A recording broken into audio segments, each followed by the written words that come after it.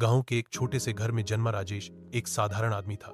न कोई खास पढ़ाई, न कोई बड़ी पहचान। पिता किसान थे और मां गृहिणी। बचपन से ही राजेश ने गरीबी की मार झेली थी।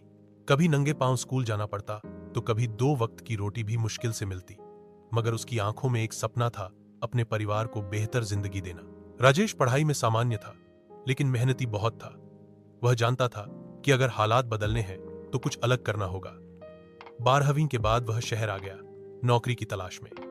शुरू में एक ढाबे में बर्तन धोने का काम मिला। लोग मजाक उड़ाते, ताने मारते, मगर राजेश ने हार नहीं मानी। वह हर रात अपने कमरे में बैठकर किताबें पढ़ता, खुद को बेहतर बनाने की कोशिश करता। एक दिन ढाबे पर एक ग्राहक आया, एक छोटे व्यापारी। उससे बात करते हुए राजेश ने अपने सपने बताए। व्यापारी ने कहा, अगर इतना जुनून है तो मेरे गोदाम में काम कर ले, थोड़ा सम्मानजनक होगा। राजेश ने तुरंत हाँ कर दी। गोदाम में काम करते हुए राजेश ने हर चीज सीखी। स्टॉक कैसे संभालते हैं, ग्राहक से कैसे बात करते हैं, हिसाब किताब कैसे होता है। धीरे धीरे वह व्यापारी की आंखों का तारा बन गया। 3 साल में उसने इतना भरोसा जीत लिया कि व्यापारी ने उसे एक नई ब्रांच संभालने की जिम्मेदारी दे दी। अब राजेश की जिंदगी थोड़ी सुधरने लगी थी। वह अपने माँ बाप को शहर ले आया, एक छोटा सा किराए का मकान लिया, मगर उसके अंदर कुछ और करने की आग थी।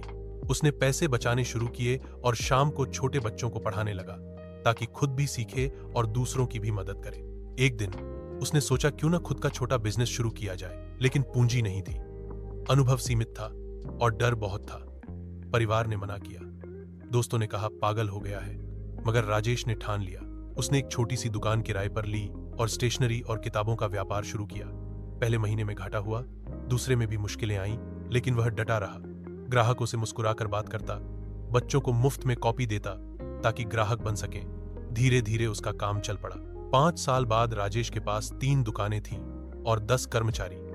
वही लोग जो कभी उसे ताने मारते थे अब उसकी तारीफ करते थे। मगर राजेश नहीं रुका।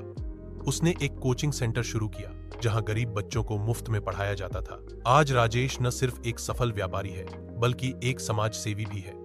उसका सपना सिर्फ खुद की तरक्की नहीं था, वह औरों को भी साथ लेकर चलना चाहता था। उसका मानना है, जिंदगी में हालात चाहे जैसे भी हों, अगर इरादे मजबूत हों तो रास्ता जरूर निकलता है।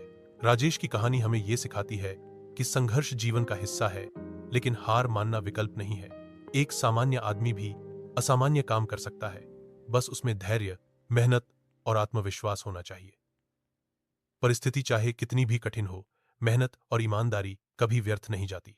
सपनों को पूरा करने के लिए बड़े साधन नहीं, बड़ा इरादा चाहिए। समाज में बदलाव लाने के लिए सबसे पहले खुद को बदलना पड़ता है।